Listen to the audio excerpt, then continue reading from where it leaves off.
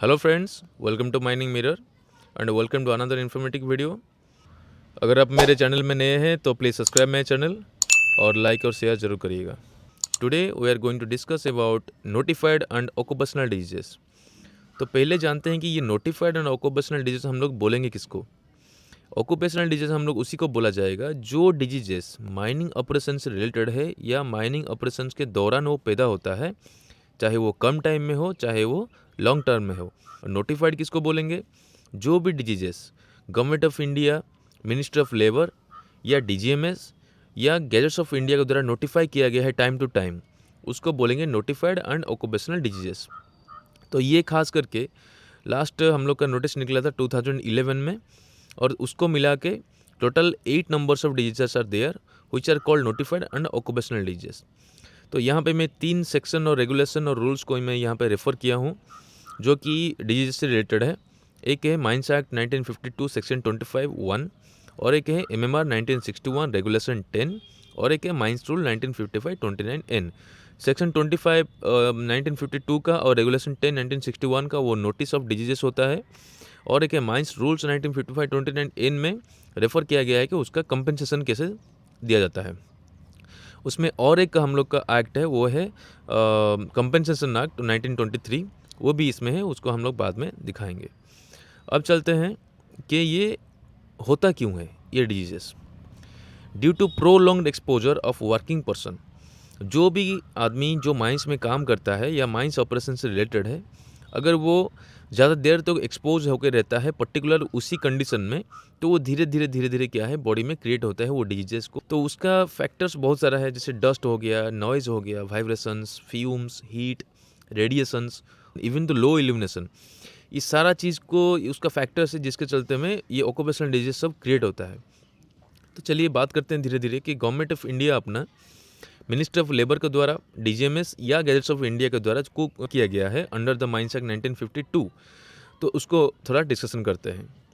तो पहला चीज़, SRO 1306 21 जुलाई 1952 को एक नोटिफिकेशन आया था। उसमें 2 डिजीज को नोटिफाई किया गया था, एक है सिलिकोसिस और एक है कोल माइनस न्यूमोकोनियोसिस। तो ये दोनों ही जो डिजीजेस है ये दोनों लंग्स रिलेटेड है और ये इनहेलेशन से ही होता है। अगर हम लोग सिलिकोसिस जैसे हो गया, उसमें क्या है ना, वो उसका नाम ही, उसमें नाम से ही पता लगता है कि ये डिजीज़ होता क्या है। ये क्या है कि जो सिलिशियस डस्ट है, अगर उसको हम लोग इनहेलेट करते हैं तो उसमें वो सिलिकोसिस होने का चांसेस रहता है।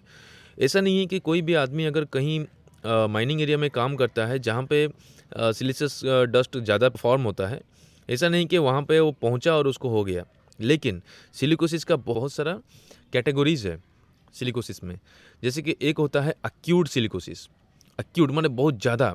उसमें क्या होता है कि even within few months to maximum 2 years, 2 years के अंदर वो सिलिकोसिस हो जाता है कोई भी पर्सन।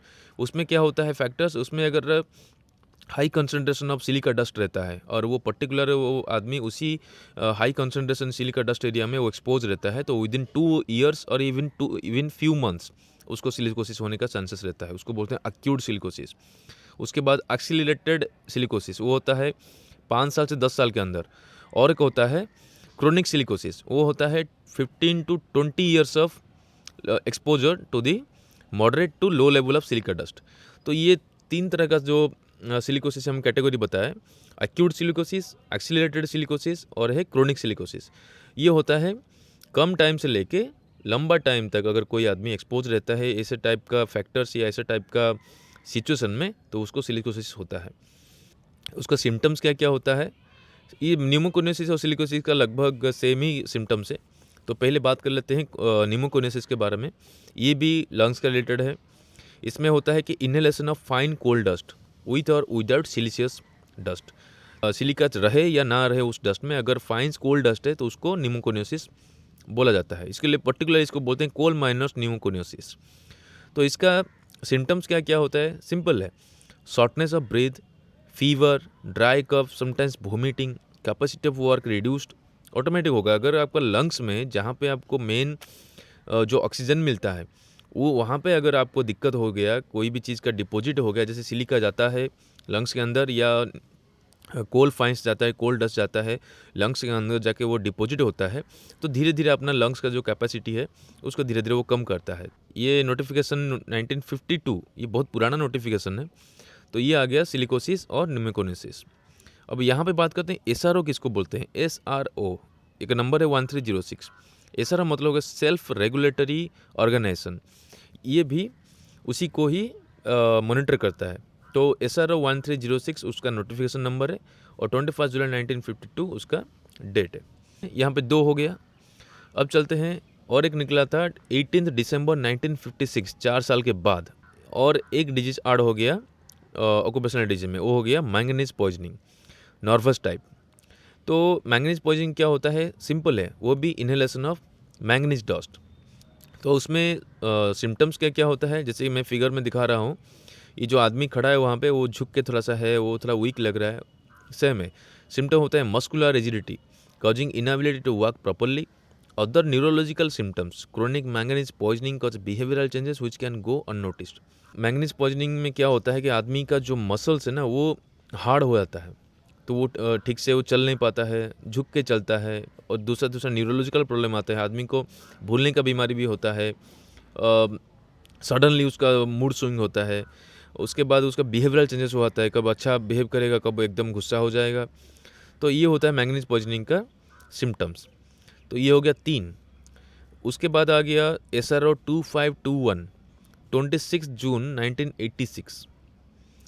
उसमें आ गया और 2 डिजीज उसमें ऐड हो गया, एक है एस्बेस्टोसिस और हो गया लंग कैंसर और स्टोमक कैंसर, इसको बोलते हैं मेजोथेलियोमा। तो इसमें मैंने जो भी फैक्टर्स है जिसके चलते में कोई भी डिजीज होता है, उसी को उसी फैक्टर के अनुसार ही उसका नाम को चेंज किया जाता है या दिया जाता है। तो एस्बेस्टोसिस सिंपल है, ये भी लंग्स रिलेटेड है, inhalation of asbestos fibre dust. तो सिम्टम्स सेम आज न्यूमोकोनियोसिस। जो भी आदमी एस्बेस्टस रिलेटेड इंडस्ट्री में काम करता है, उसी में एस्बेस्टस होने का चांसेस रहता है। तो एक हो गया एस्बेस्टोसिस और हो गया लंग कैंसर। ये भी होता है कि inhalation of asbestosis fibre dust and other carcinogens. Carcinogens मतलब जो भी कैंसर क्रिएट करने का जो एलिमेंट्स होते हैं उसको बोलते हैं कार्सिनोजेंस। प्ल्यूरा क्या है कि जो लंग्स का ऊपर का जो मेम्ब्रेन है उसको बोलते हैं प्ल्यूरा। और पेरिटोनियम क्या होता है कि जो भी हम लोग का इंटेस्टाइन है उसका जो कवर है उसको बोलते हैं पेरिटोनियम। मतलब स्टोमक का हो गया पेरिटोनियम और प्ल्यूरा हो गया लंग्स का, ये दोनों में कैंसर होता है। तो उसको ये एक डिजीज हो गया जो कि 26 जून 1986 में ऐड हुआ था।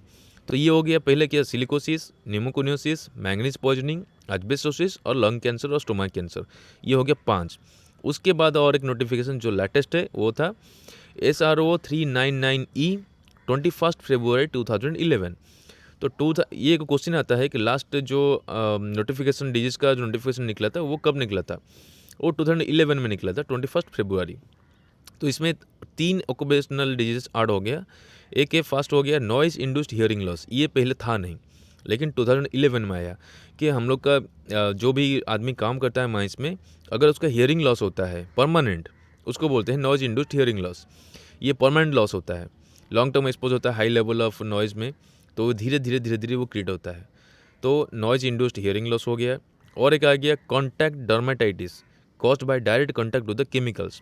जो भी लोग केमिकल लैब में काम करता है तो मैक्सिमम या केमिकल्स रिलेटेड इंडस्ट्री में काम करता है, तो उनके लिए ये है कि कॉन्टैक्ट डर्मेटाइटिस। उसमें क्या है कि हाथ हो गया कि बॉडी में हो गया, अगर केमिकल डायरेक्ट कॉन्टैक्ट करता है तो उसमें एक एलर्जी टाइप का क्रिएट होता है, तो उसको बोलते हैं कॉन्टैक्ट डर्मेटाइटिस। ये क्या ना एक जन से लेके दूसरे जन को फैलने का भी चांसेस रहता है। तो इसमें इसीलिए बोला जाता है अगर किसी को बाई चांस इस टाइप का रहता है डिजीज, तो उसको सब लोग टच करने के में अवॉइड करते हैं, तो उसको बोलते हैं कॉन्टैक्ट डर्मेटाइटिस। ये हो गया केमिकल्स रिलेटेड। और थर्ड लास्ट जो है जो डिजीज जो नोटिफाई किया गया था वो है pathological manifestation due to radium और रेडियो एक्टिव सब्सटेंसेस।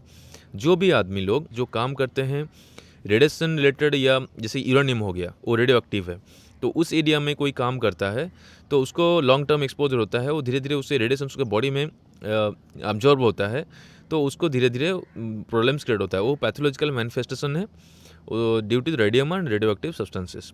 तो ये हो गया total 8 numbers of notified and occupational diseases. तो और एक बार रिमाइंड कर लेते हैं क्या क्या है।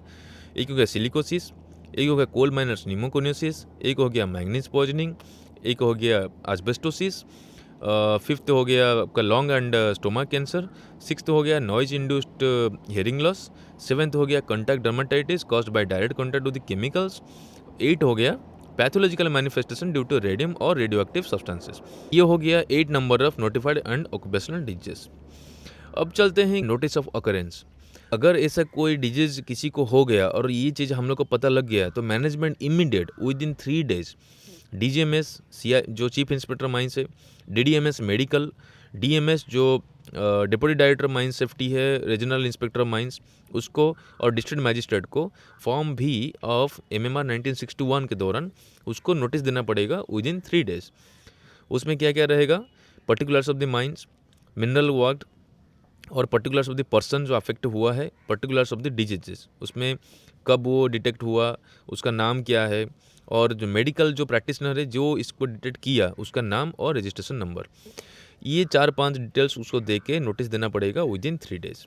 वो आता है according to mines act 1952 section 25(1) and under MMR 1961 regulation number 10। अब चलते हैं कि अगर ऐसा ये सब डिजीजेस हम लोग का हो रहा है तो उसको कैसे कंट्रोल किया जाएगा, उसको मिटिगेटिव मेजर्स क्या क्या लेना चाहिए। पहला चीज़, initial and periodical medical examination as per rule. जो भी हम लोग का डीजीएमएस का रूल्स है, एज पर रूल हमको इनिशियल और पीरियडिकल मेडिकल एग्जाम करना चाहिए। सेकंड है पर्सनल एक्सपोजर असेसमेंट स्टडीज़। जो भी आदमी लोग काम करता है माइंस में, उसका पर्सनल एक्सपोजर जो एक्सपोज होता है ना, बहुत सारा फैक्टर्स है माइंस में जिसमें वो आदमी काम में जो काम करता है तो वो एक्सपोज रहता है, खुद को एक्सपोज करता है। तो उस सारा चीज़ को हम लोग को असेस करना पड़ेगा पर्सनली, चाहे वो नॉइज़ हो गया, चाहे ह्यूमिडिटी हो गया, केमिकल्स, वाइब्रेशन एक्सेट्रा जो भी है। प्रोएक्टिव मॉनिटरिंग, हम लोग को आज मैनेजमेंट, अगर हम लोग के अंडर में कोई भी माइंस में कोई जितने भी लोग काम कर रहे हैं, सबका हेल्थ का ध्यान रखना मैनेजमेंट का ड्यूटी है। तो उसको प्रोएक्टिवली उसको मॉनिटर करना पड़ेगा कि कितना लेवल ऑफ डस्ट है, लेवल ऑफ नॉइज है, लेवल ऑफ वाइब्रेशन, उसमें कितना लोग मेरा आदमी लोग उसमें एक्सपोज होते हैं।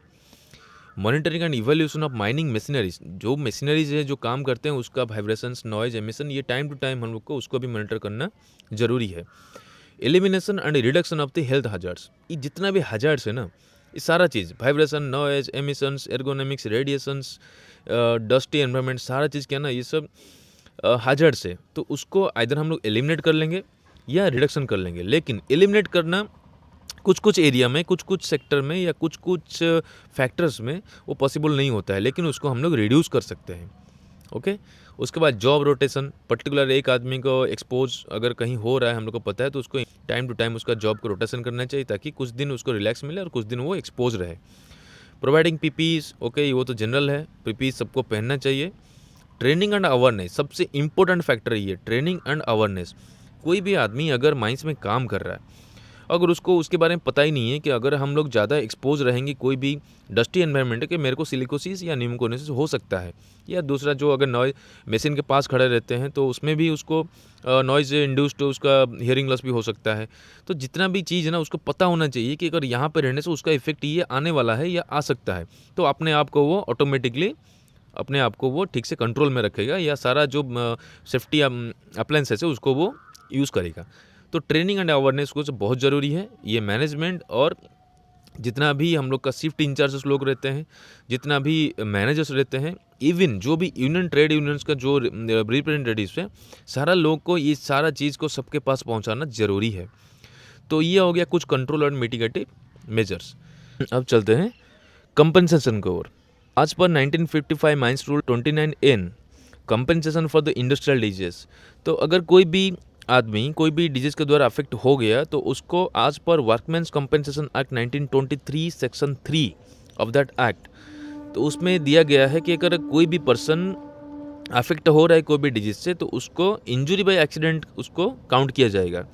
नॉर्मल माइंस में कभी अगर कोई एक्सीडेंट होता है जिसके चलते कुछ इंजरी होता है तो उसको इंजरी बाय एक्सीडेंट बोलते हैं। वो इंजरी बाय एक्सीडेंट ये डिजीज को भी माना जाएगा। जो भी कंपनसेशन इंजरी बाय एक्सीडेंट को देने का रहता है वो सेम कंपनसेशन जो डिजीज के द्वारा अफेक्ट होता है पर्सन उसको भी दिया जाता है।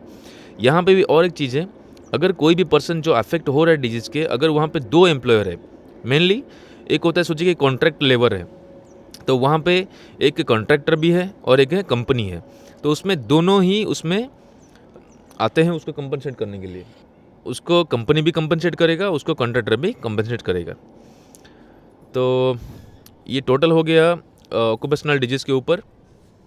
तो अभी हम लोग को ओवरऑल पता चल गया कि total numbers of occupational disease क्या क्या है, और उसका सिम्टम्स क्या क्या है, और उसका इफ़ेक्ट क्या क्या है, और उसका कंपनसेशन कैसे किया जाता है, और उसका नोटिस कैसे दिया जाता है।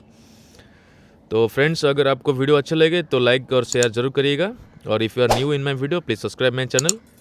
सी you in the next video.